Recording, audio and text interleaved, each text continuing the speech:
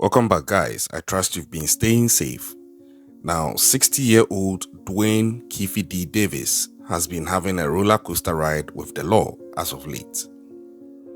He is currently the prime suspect in the shooting killing of rapper Tupac Shakur in 1996. And today, October 19th, 2023, Keefe D was back in court to face his case for the second time.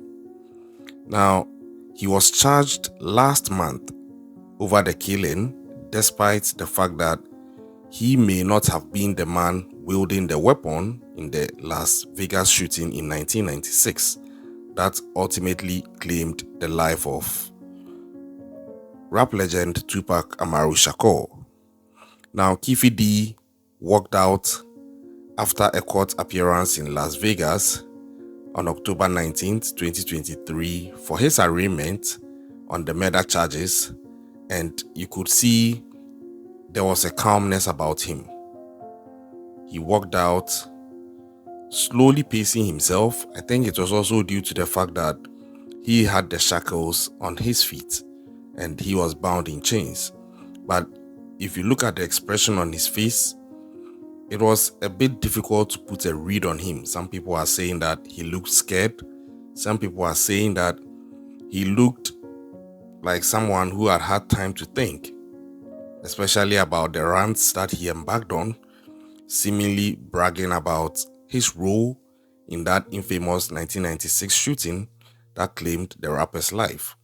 Some are also of the view that he had the look of somebody who was having some hope of beating the case.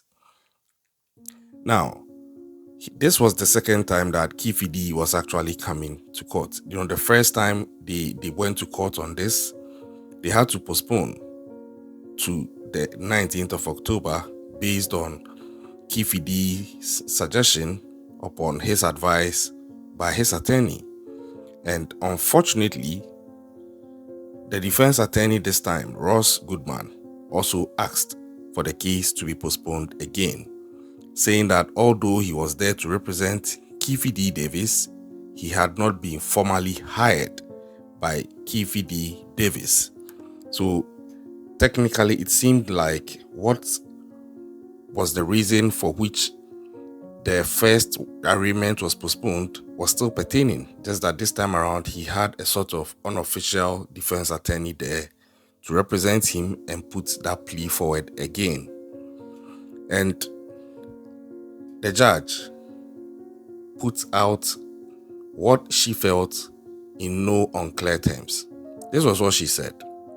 I'm going to give you 2 weeks, but in 2 weeks, we've got to get this case moving. And I think that is straight to the point, because that makes a total of about a month delay to this case. And this is a very high profile case, which has taken almost 30 years to put together. Now, at the arraignment, Keefe D Davis will be expected to enter a plea to this charge of being responsible for the murder with a deadly weapon with the intent to promote, further, or assist a criminal gang. This is a very serious charge, and if he's convicted, I don't think he's going to see any of his remaining years outside of prison, because mind you, he's already 60 years.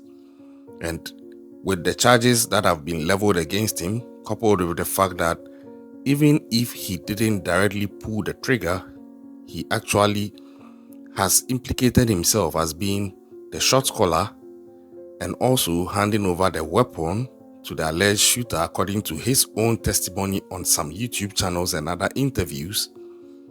At least, conspiracy in that murder might stick on him.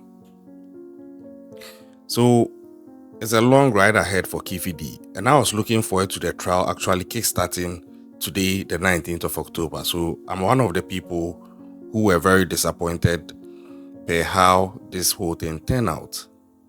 But Davis has long acknowledged his involvement in this slaying, boasting that he was the on-site commander in the efforts to take the life of Tupac Shakur and Death Row Records boss Marion should night as revenge for an assault on his nephew, Orlando Anderson.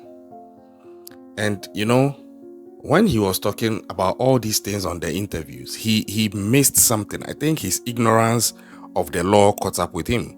He may be street smart, but it seems he's not so legally smart, because it turns out he had a proffer agreement and he felt that was diplomatic immunity of a sort, where he could now see anything about the events that unraveled that night leading to the fatal shooting of Tupac and would still not be held accountable. But it turns out that was not the case with that kind of proffer agreement. Because under Nevada law, anyone who aids or abets a murder can be charged with the killing, in the same way that a getaway driver can be charged with bank robbery even if he never entered the bank. Yeah. And I agree, because it's borders more on conspiracy. Yeah, this my little layman law. Because if you conspire to commit a crime, you are just as guilty as the person who perpetrated it. And if you aid and abet, it's along the same line as well, technically. So I think it's along the same lines that this case is being looked at per that analysis that they gave.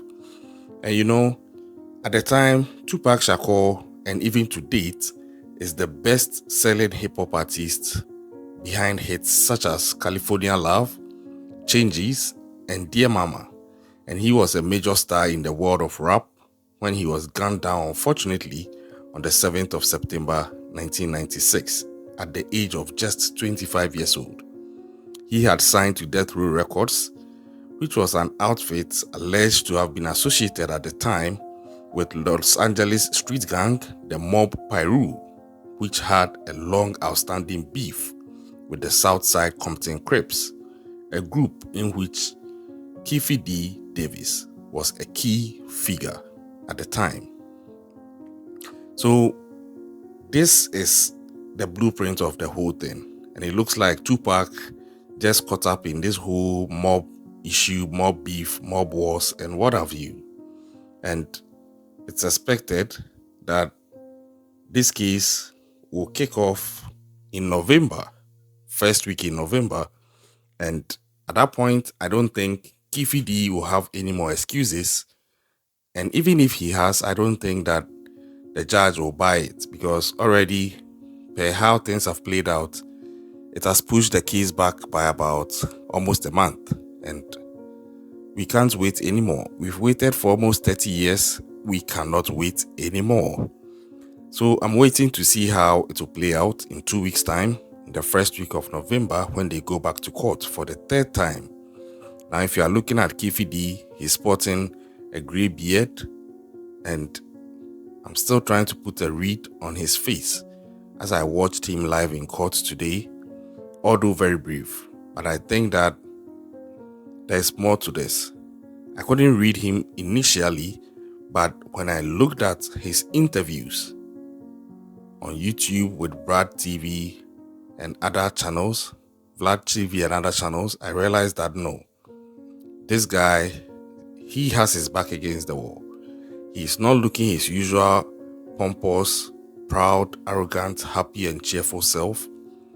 He's looking more like somebody who appreciates the level of heat that is coming up on him, and he appreciates the extent of the trouble he might be in, and might be fully aware of the consequences that could befall him if he loses this case. That is what I'm seeing. I'm seeing somebody who is waking up to the fact that things just got real, and that he might be in over his head in a situation which he has no expertise in. You can't settle this like you would have settled it maybe with the law of the streets.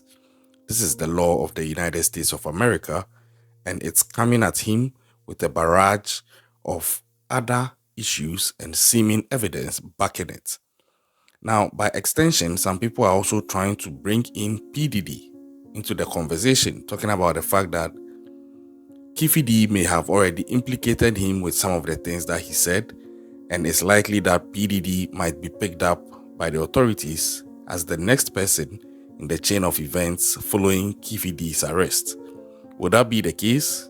I'm waiting to see how that would also play out, because the rumors have had it for some time that P. Diddy is the person who put the money on Tupac's head, although that has not been officially corroborated by any credible police or investigative source.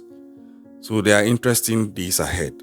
And when Keefe D finally takes the stand upon the commencement of these legal proceedings, what is he going to say? How is he going to respond to the questions?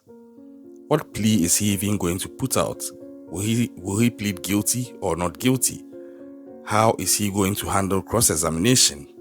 What if he slips and starts saying certain things? Whose names are going to come up? These are very interesting times. And I think that it's at such situations that the street code, the loyalty to the gang, the loyalty to the streets is going to be put to the test. And I bet you, when heads start to roll, I'm sure some people may snitch. I'm following this case. As usual, you know it's yours truly. I'll bring you the updates as and when they are due. Hit the subscribe button if you are yet to do so. Keep an eye out, stay safe out there, and I'll catch you on the next one.